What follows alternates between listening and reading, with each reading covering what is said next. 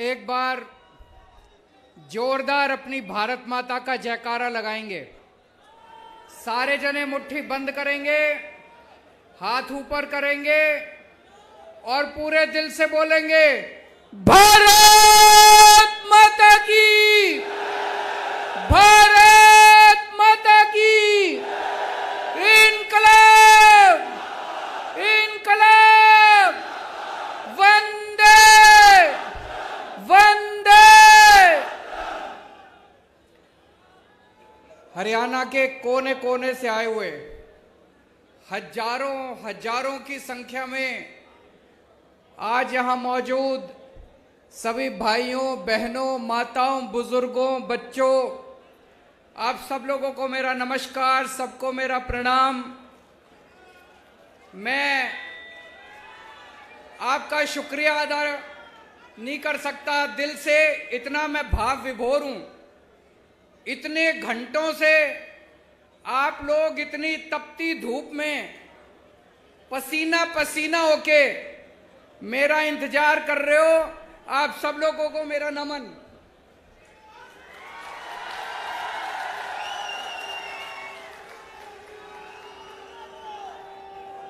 और इतनी भारी संख्या में लोग आए हैं, जितने हजारों हजार लोग यहां मौजूद हैं, इससे दुगने तुगने बाहर सड़कों पे अभी आ रहे हैं। मैं अभी आ रहा था, कई लोग आ रहे हैं रास्ते में, कई लोग बाहर मौजूद हैं। उन सब लोगों को मेरा प्रणाम, सबको मेरा नमन। मेरे को सबसे अच्छा तब लगता है जब लोग मेरे को हरियाणा का लाल बोलते हैं।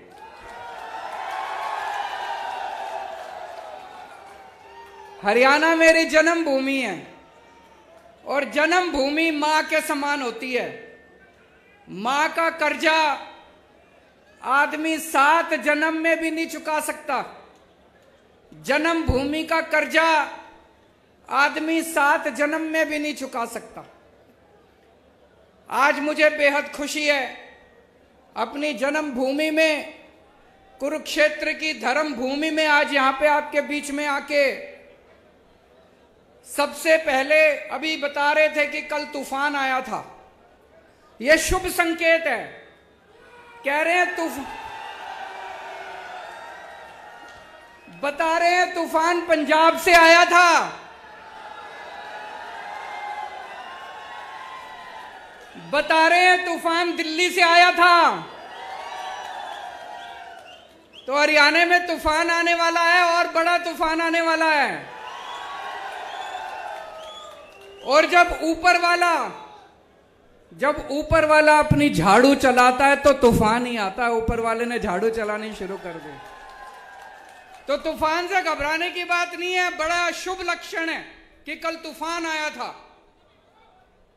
सबसे पहले मैं हरियाणा के सारे किसानों को बधाई देना चाहता हूं, शुक्रिया अदा करना चाहता हूं। हरियाणा के और पंजाब के किसानों ने मिलके जिस तरह से इतनी अहंकारी सरकार को झुका दिया, 1 साल तक आंदोलन किया, 1 साल तक 36 बिरादरियों ने मिलके, सारे धर्म के लोगों ने मिलके 1 साल तक सिंघू बॉर्डर पे जमे रहे। इनको लगता था इतनी बारिश आएगी, धूप थी, बारिश थी, ठंड थी, गर्मी थी, लेकिन किसान हटे नहीं। अंत पंत में सरकार को तीनों कानून वापस लेने पड़े। दोस्तों, कहते हैं ना, अहंकार तो रावण का भी नहीं बन चलता। इनको घमंड हो गया था कि इनके सामने किसी की नहीं चलेगी। तो दोस्तों, त्रेता युग में रामचंद्र जी ने रावण का घमंड तोड़ा था। द्वापर युग में कृष्ण जी ने कंस का घमंड तोड़ा था और कल युग में किसानों ने भाजपाइयों का घमंड तोड़ा था।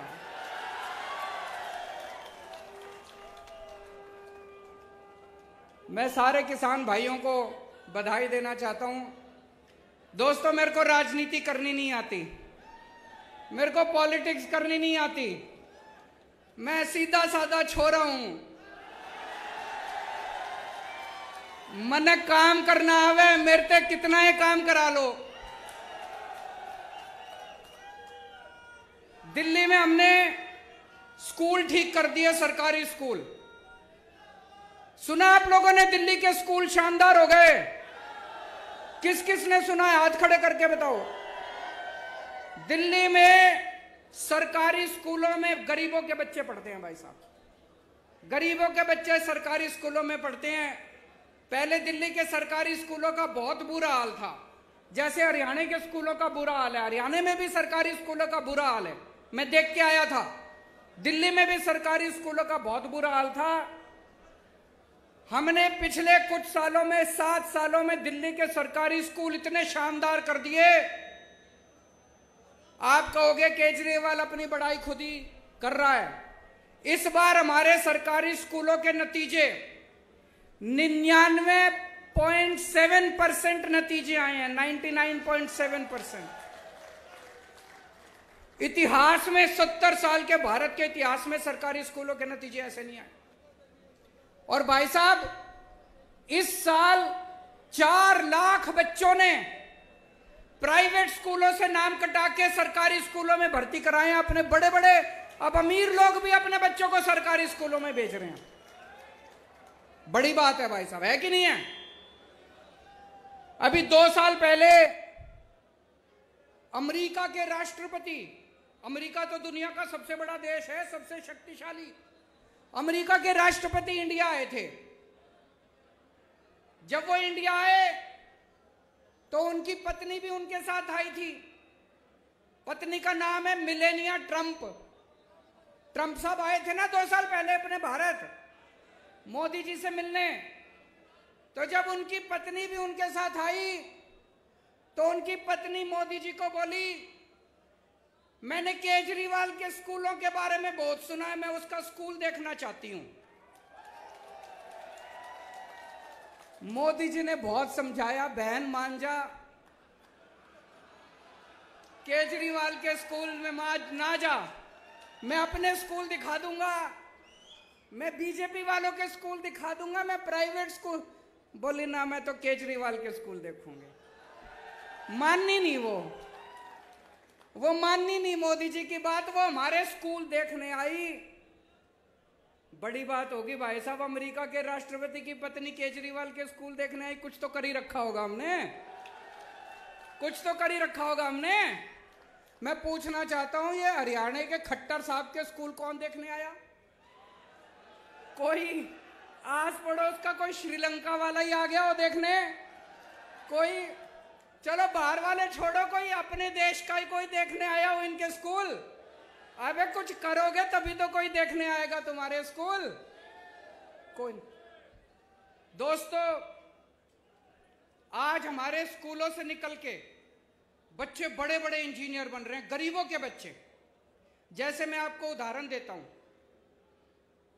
शुभम एक लड़का है, दिल्ली में उत्तम नगर में रहता है।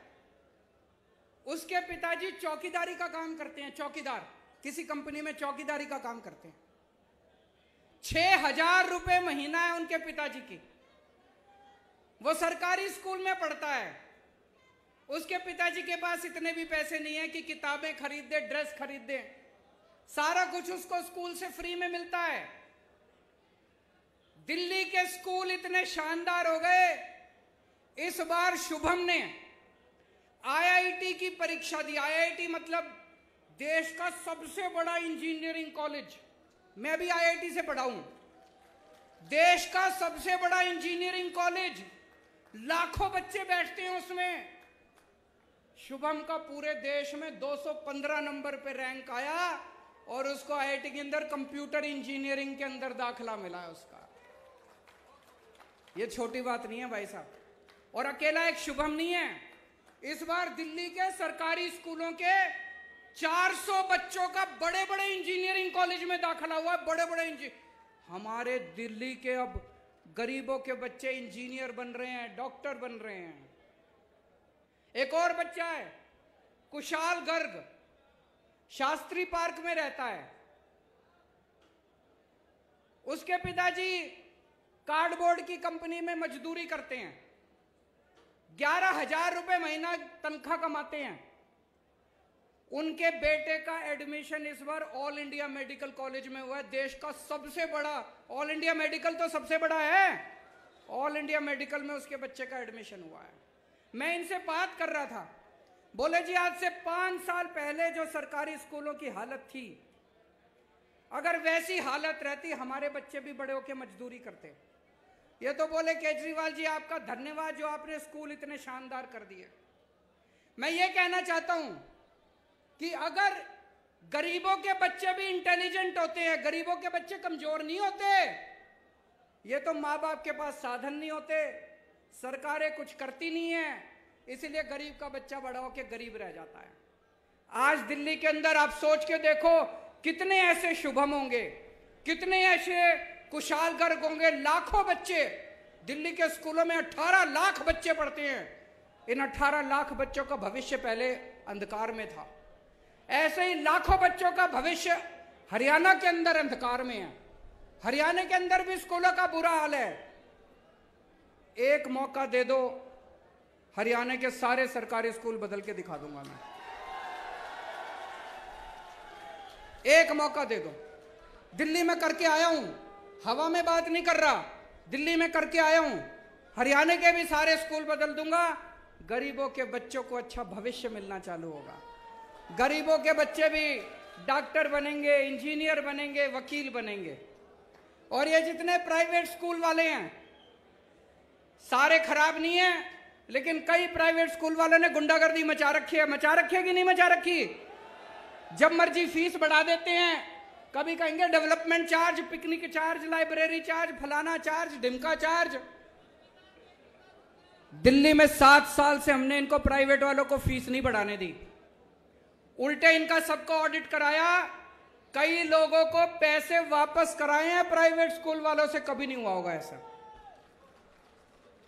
तो आज इतने सारे लोग हैं, मैं आपसे पूछना चाहता हूं, कौन कौन अपने बच्चों को इंजीनियर बनाना चाहता है?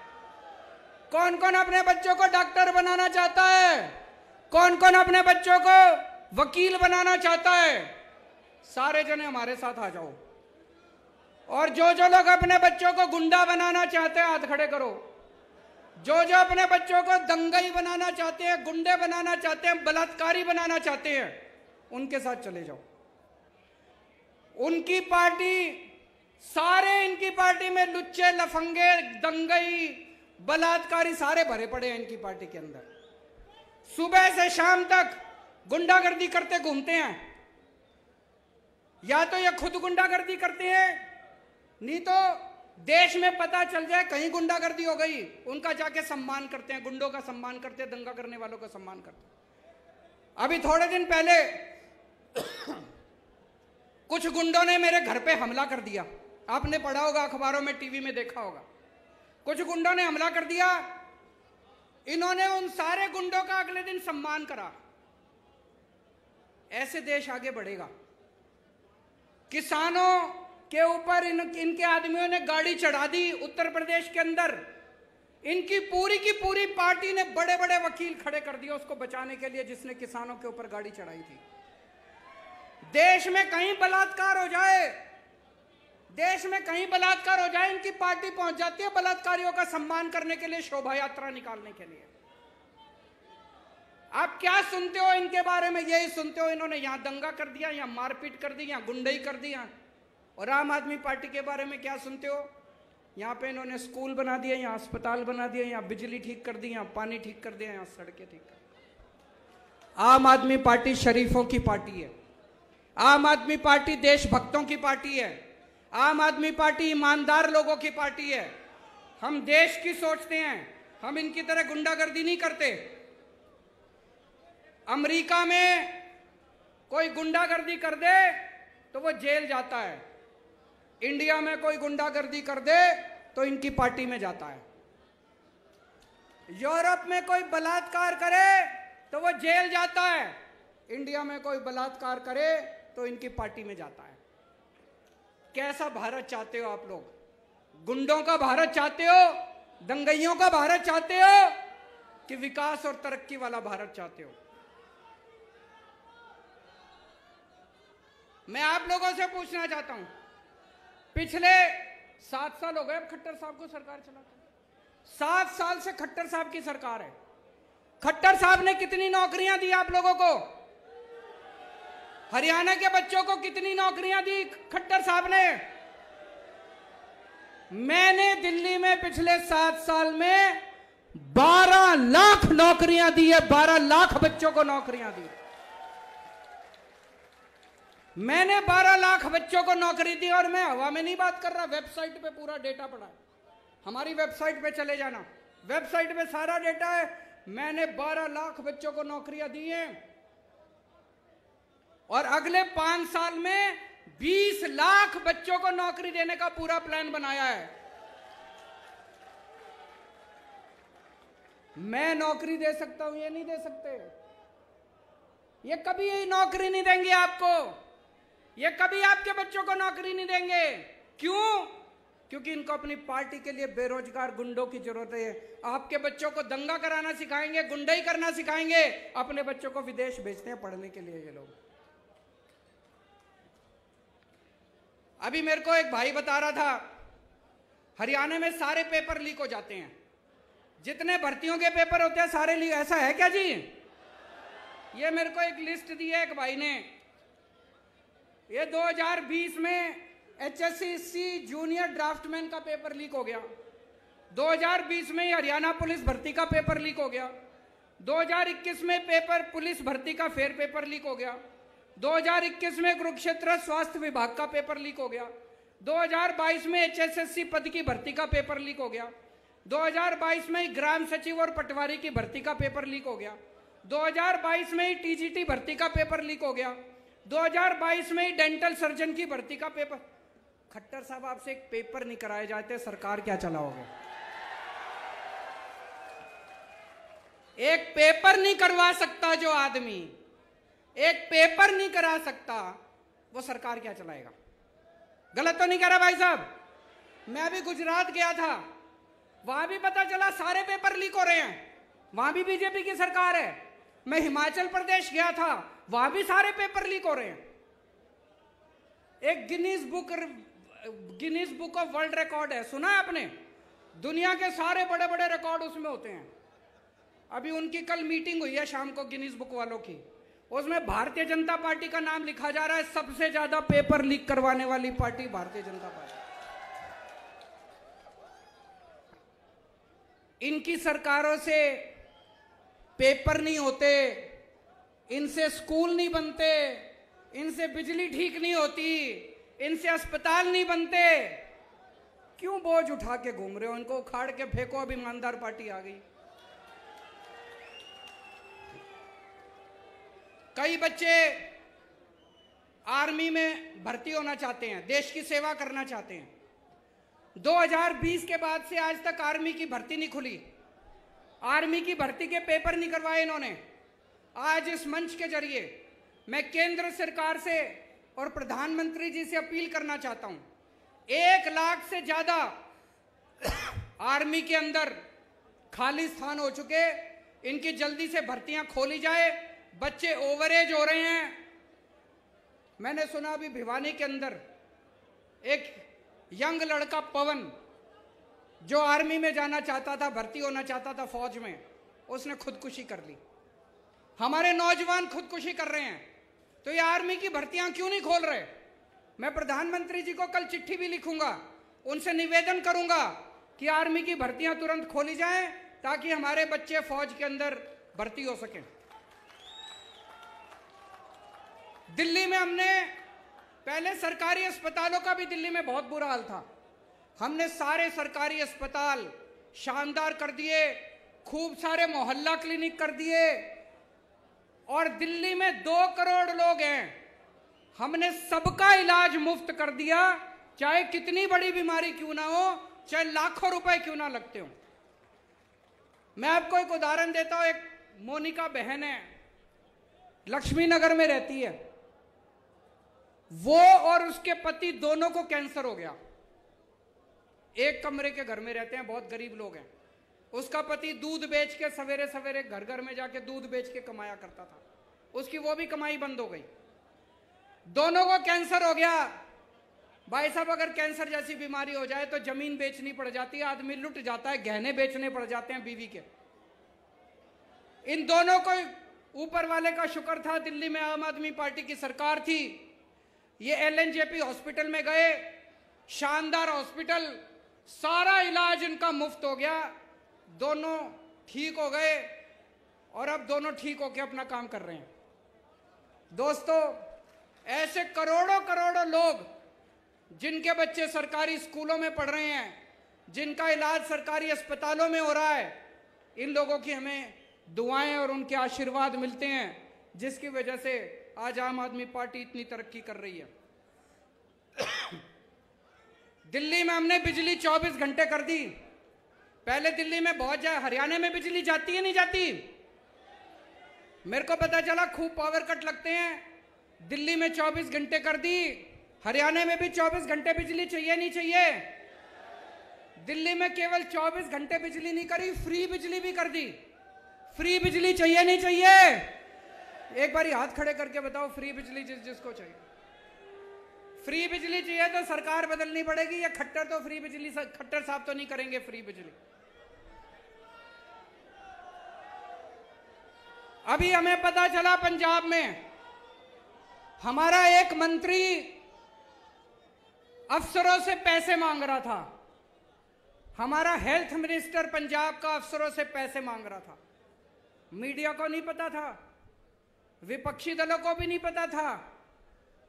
कोई और पार्टी होती तो क्या करती?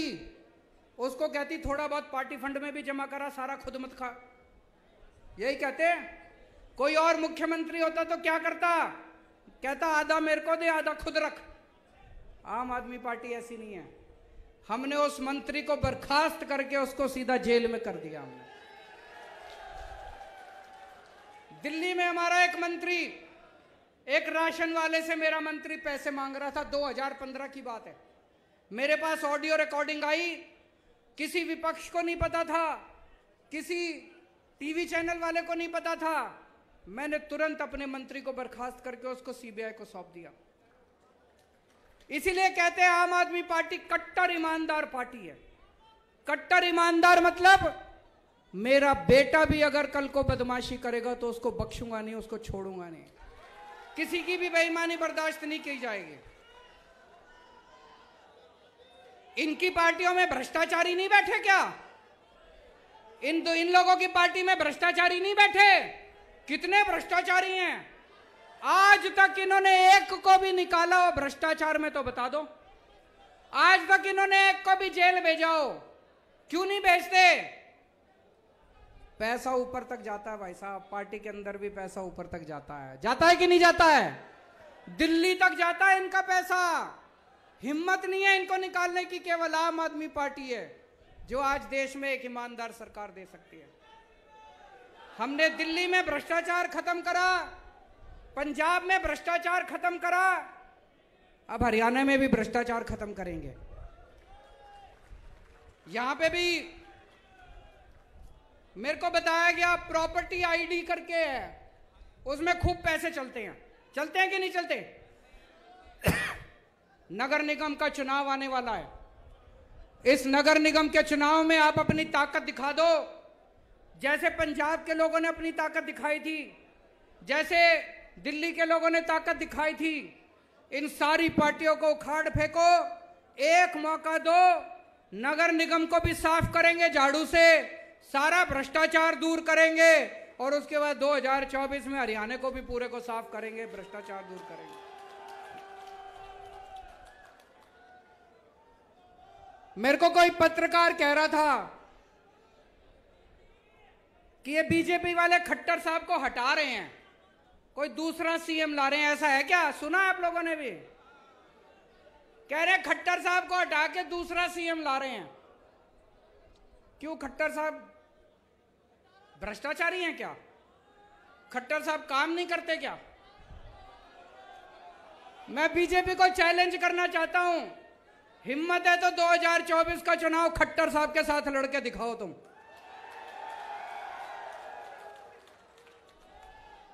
दोस्तों, हमारा तो एक ही मकसद है, हमारी जिंदगी का एक ही मकसद है, भारत को दुनिया का नंबर 1 देश बनाना।